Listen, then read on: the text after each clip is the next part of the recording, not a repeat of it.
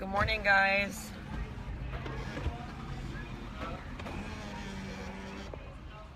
I'm gonna wait for everyone to pop on. This is regarding the update on the Sherin Mathews case.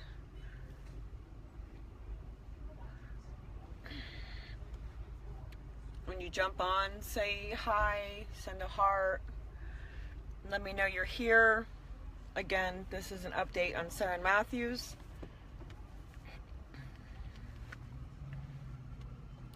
As of right now, there is still, not that I have seen or been made aware of a autopsy report coming back in her case. But some key information, I think, which is very telling, is starting to surface. So I'm just going to talk briefly before I go out on my case here. Yeah, sorry about my appearance. I'm a little tired. Hi, Stacy. I'm only gonna, since this is gonna be a brief video, I'm not gonna wait too long for people to jump on. They could always watch the video after the fact. Also, I'm gonna give one person an opportunity to coming live with me regarding her case. If you want to go live, please. Hi, Abigail. Oh, thank you. If you notice, I'm still waking up, having my coffee. It's been a long week.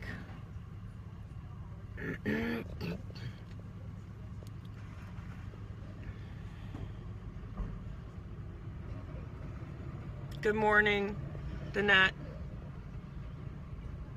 Stacy, thank you for joining me again. I'm just going to give everyone a brief minute, and if you want to go live with me while I discuss this, let me know. Just say me in the comment section. First one who says it will go live with me. Hopefully we won't have any problems like last night. I mean, I think it's important that we give our viewers the voice, their opinions. I know a lot of you, like me, who do this, follow these cases, they get, you know, you're spending your time away from your kids, your family, your jobs, your work. You get invested into this case. But let me just quickly tell everyone that if out in Jacksonville, North Carolina, if you are willing to search and able to maneuver with rough terrain in the case out in Jacksonville, North Carolina, go to the local fire department to sign up for the search. They are still, they're accepting all resources as possible. But this is regarding Sherin Mathews.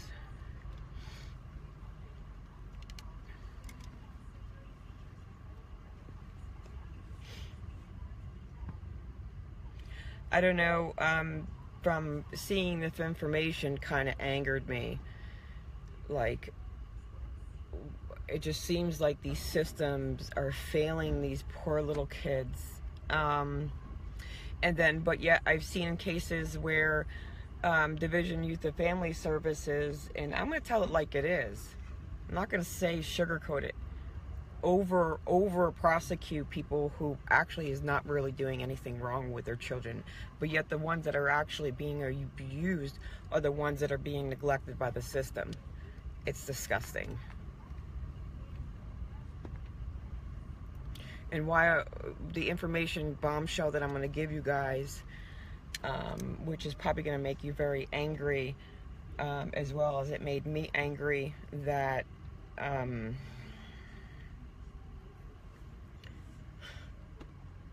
there's no way, after what I tell you, that Division Youth and Family Services, or whatever it's called in Texas, should have allowed this child to stay in that home.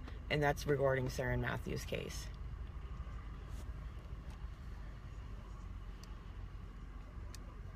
I'm going to give everyone a chance to say I want to go live for like 30 seconds, because there is a delay in the video before I start talking.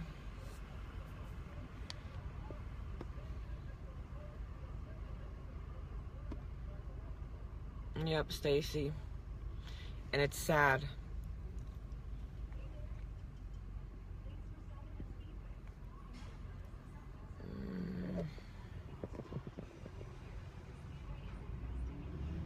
Hi, Christine.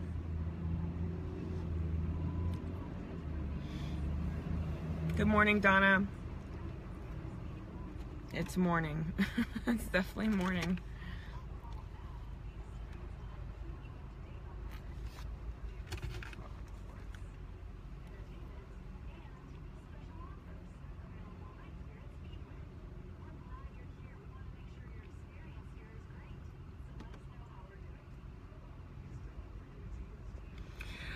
No, Michelle. They were retracing the search areas from the initial beginning. I do know in the Jacksonville, North Carolina case that they are testing some items of interest that were found in the woods during the second search.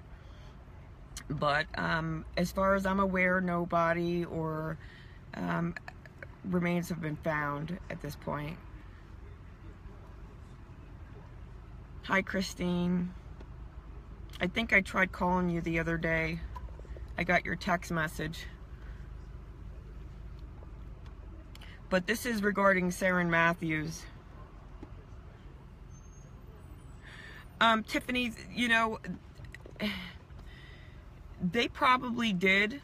They're not saying if, you know, they're not saying that these parents in North Carolina are not cooperating.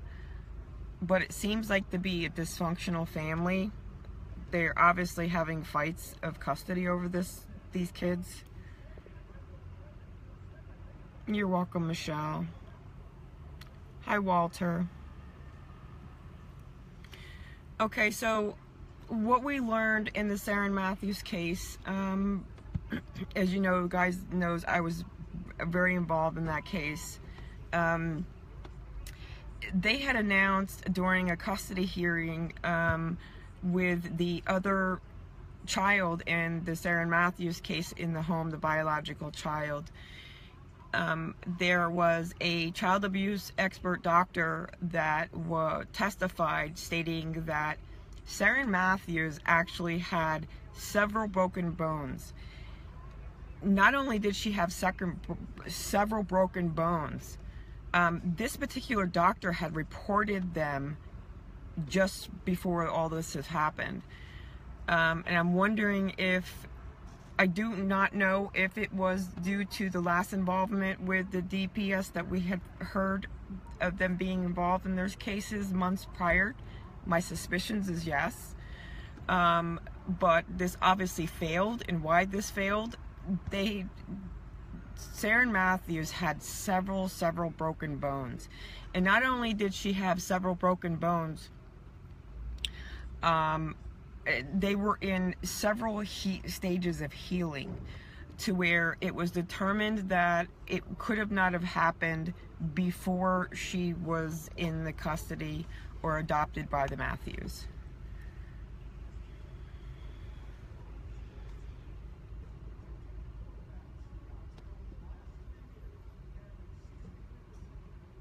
No, and another thing that really makes me mad, and this is how narcissistic these people are, is they plead the fifth.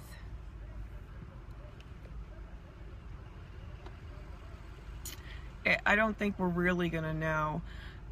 One of our members did some research on that particular ethnicity. And cultures and stuff, which is I think important when you're profiling a case. They were wondering if there was any chance she could have been abused in other ways. Like she had explained to me that, you know, certain male body secretions, they call that milk in their country. So, I mean, we can speculate all we want. I'm still anxiously waiting for the autopsy report. I just don't know. I mean, you have a child abuse doctor reporting a child being abused. Yeah. Well, if you notice now, all of a sudden, the adopted mother is now crying. And I don't think she's crying for the situation. She's crying for herself. Which is, she should have been crying prior to her adopted daughter going missing. But there is not a person out there that's going to tell me that this woman did not know what was going on. Even down to the fact that who do we even know was the abuser in this case? We know they lied about when she went missing. They had dinner the night before at a restaurant without Sherin. And I think if you watch my other videos, my prediction is she was missing way before that incident or that night.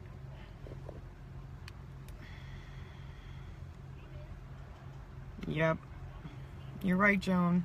God does have this. And not only has this, is a lot of people who really care about this little girl. Unfortunately, cared about her more in death than life. But then, you know, these people didn't really know her or know the situations. If someone, you know, you have a child abuse doctor standing up, coming forward, reporting something about child abuse, and it's completely ignored. Completely ignored.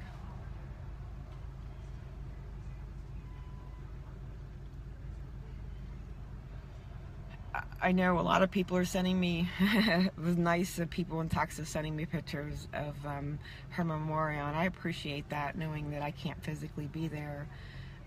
When you get involved in a case, and I know you guys feel the same way, you get emotionally involved, you spend your time, you get really emotionally involved. It's like that person becomes your family. You have love for that person. It's compassion, to where it's important to go through those mourning stages regardless if you knew her in life or not. And I think that everyone, especially in Texas, should continue doing that for her, because not only are you sending the message that this little girl's life mattered, you're also sending the message to other people who abuse their kids or have this happen.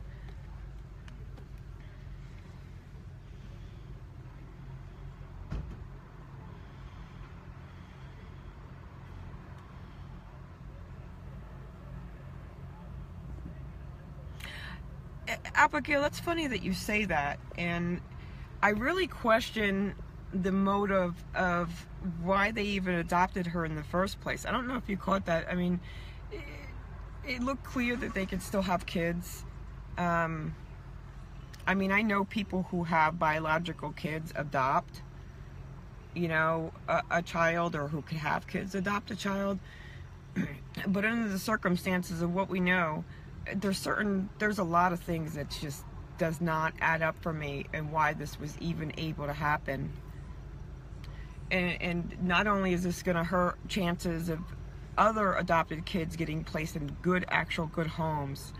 I know a lot of people, actually one of our members takes in foster children, or children who need to be placed, and is totally loving and caring, and is, you know, is supposed to. That's going to hurt other people, especially from other countries being adopted, unfortunately.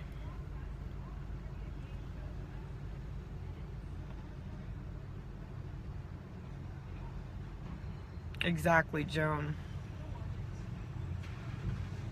Abigail, I don't think, I mean, I could be wrong, but I don't think the Mathews was getting any monetary money to adopt Sherin. I believe it takes, especially from what I'm aware of, I could be wrong, but it takes thousands and thousands of dollars to adopt a child from another country. They don't just pay him. Hi, Amy. They don't just, it's not like the United States, or foster, you know, children, or people who need temporary placement. In the United States, it is very costly to adopt a person, even from your own biological family. Some people should never be able to adopt. You're absolutely right.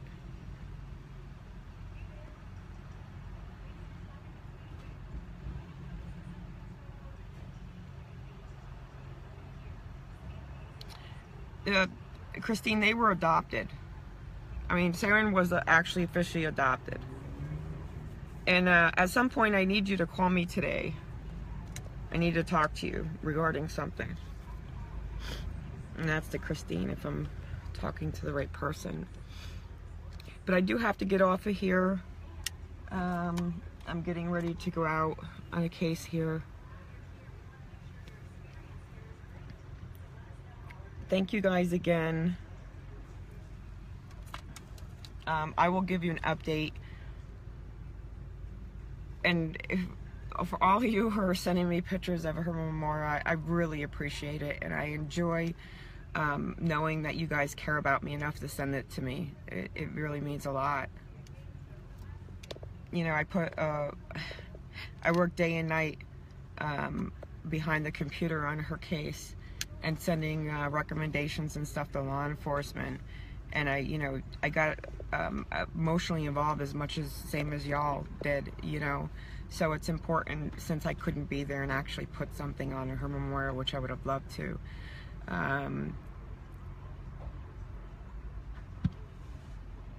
It means a lot to me. Thank you guys.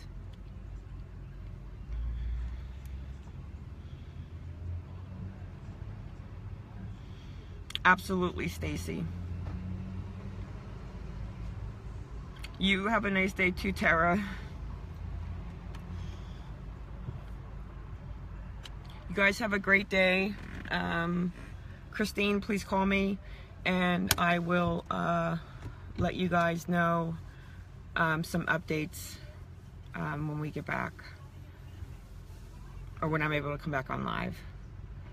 Have a great day. Kiss your children, hug them, and keep getting as much information, because sometimes you guys feeding me information actually helps me from doing a lot of research, even though I have to validate it or verify it. But it's been helpful since I've been busy, so I appreciate y'all. All right, bye-bye.